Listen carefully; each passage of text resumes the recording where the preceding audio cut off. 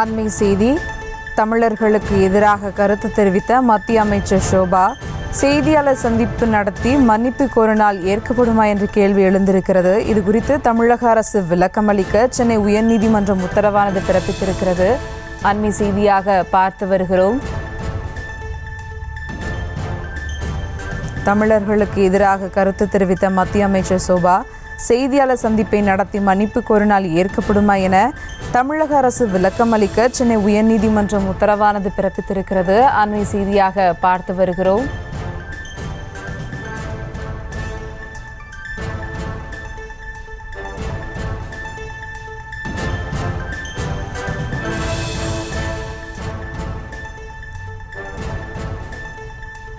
தமிழர்களுக்கு எதிராக கருத்து தெரிவித்த மத்திய அமைச்சர் ஷோபா செய்தியாளர் சந்திப்பை நடத்தி மன்னிப்பு கோரினால் ஏற்கப்படுமா என தமிழக அரசு விளக்கம் அளிக்க சென்னை உயர்நீதிமன்றம் உத்தரவானது பிறப்பித்திருக்கிறது. இது குறித்த கூடுதல் விவரங்களோடு இணைகிறார் செய்தியாளர் மதியழகன்.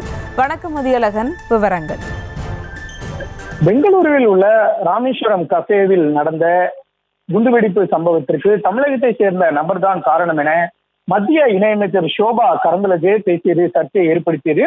இது தொடர்பாக திமுகவினர் சார்பில் அளிக்கப்பட்ட புகாரின் பேரில் இரு பிரிவினரிடையே கலகத்தை தூண்டுதல் உள்ளிட்ட 4 பிரிவுகளின் கீழ் ஷோபா மீது வழக்கு பதிவு செய்யப்பட்டுள்ளது. இந்த வழக்கை ரத்து செய்ய கோரி ஷோபா சென்னை உயர்நீதிமன்றத்தில் மனு தாக்கல் செய்திருந்தார்.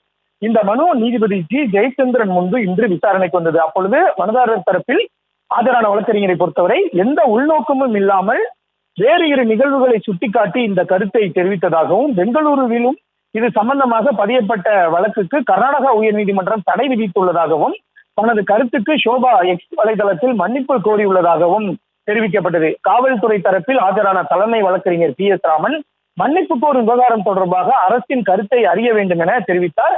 இதனையடுத்து இது போன்ற வழக்கில் பொதுக்கூட்டம் ஒன்றை நடத்தி அதில்தான் மன்னிப்பு கோர வேண்டும் என்ற நிபந்தனை விதிக்கப்பட்டதாக சுட்டிக்காட்டி, அதுபோல செய்தியாளர் சந்திப்பை நடத்தி மன்னிப்பு கோரினால் ஏற்றுக்கொள்ளப்படுமா என அரசிடம் விளக்கம் பெற்று தெரிவிக்க உத்தரவிட்ட நீதிபதி வழக்கினுடைய விசாரணையை ஜூலை 31ஆம் தேதிக்கு ஒத்திவைத்தார்.